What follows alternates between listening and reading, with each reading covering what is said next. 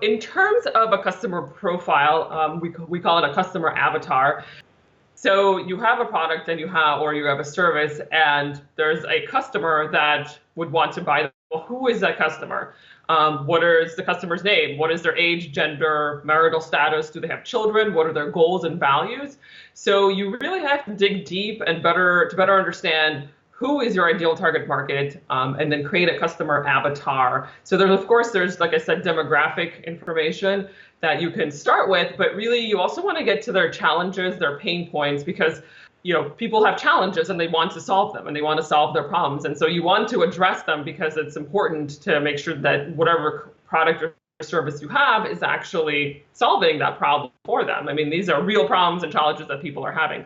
Additional things that you could look into would be sources of information. So what magazines or books or blogs are they reading? Are they going to conferences? And really understand, again, what are the pain points, frustrations, and how does your product or service address them?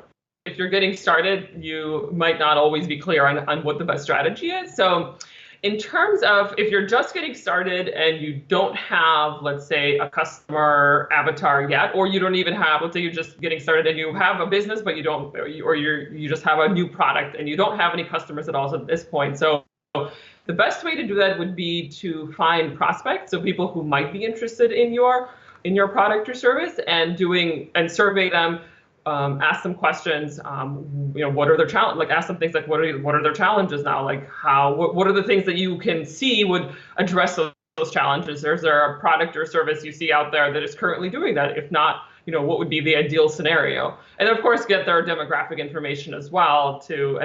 And over the time, as you're doing the survey, you'll start to see a pattern. So you'll start to see, okay, this is a certain pain point that they're having. So for example, in my industry, Facebook advertising is a pain point that people have and they don't really know how to use it. So that's one way that I engage with customers or private clients that I have, is that I either teach them how to do Facebook advertising or I actually do it for them as a done for you service. So surveying, I would say, is the best way to do it. And even if you're already kind of more advanced, for example, you already have a business and you already have a product, then survey your current customers and to better understand why did they purchase your product or your service.